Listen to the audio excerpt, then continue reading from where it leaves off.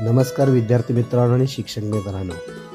इयत्ता 6वी मध्ये बालसभा नावाचा पाठ आहे. या पाठामध्ये बालसभेचं महत्त्व विद्यार्थ्यांच्या आयुष्यामध्ये किती महत्त्वाचं असतं हे स्पष्टपणे सांगितलेलं आहे.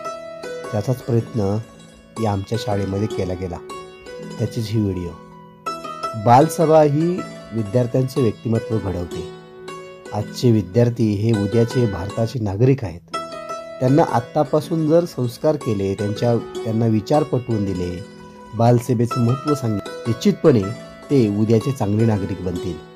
आपल्या समस्या आपल्याला मांडता आल्या पाहिजेत, त्या सोडवून घेता आल्या पाहिजेत आणि आपले विचार समाजासमोर मांडता आले पाहिजे. हा उद्देश बालसभेचा आहे. हाच उद्देश आमच्या वर्गानं इयत्ता 6वीच्या वर्गानं फार चांगल्या पद्धतीनं बालसभा घेऊन दाखवल्या.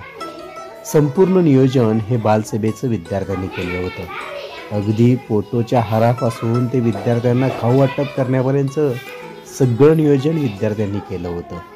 विद्यार्थी मोठ्या माणसांसारखं बोलत होते, मोठ्या माणसांसारखं वागत होते.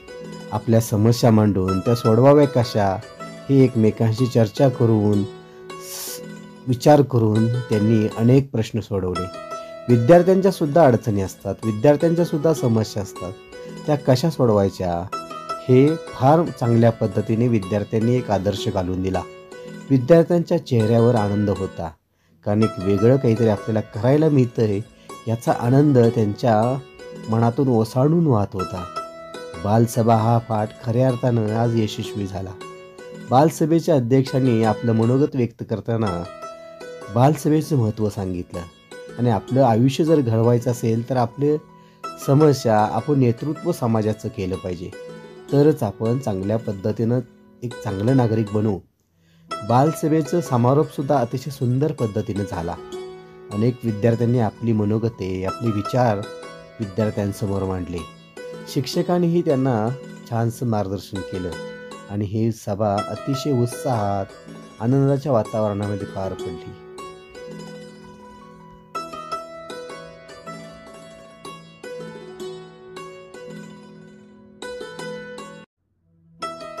मुलांनाही आपण बोलतं केलं पाहिजे. मुलं जर बोलली तर उद्याचे अनेक प्रश्न हे आपोआप सुटू शकतील, एवढं मात्र नक्की आहे.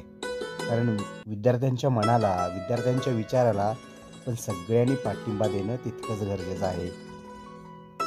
विद्यार्थ्यांच्या वागण्यात फार निरागसपणा असतो. कोणाविषयी द्वेष, कोणाविषयी मत्सर, कुणावर टीका करणं असे कोणतेच गुण त्यांच्या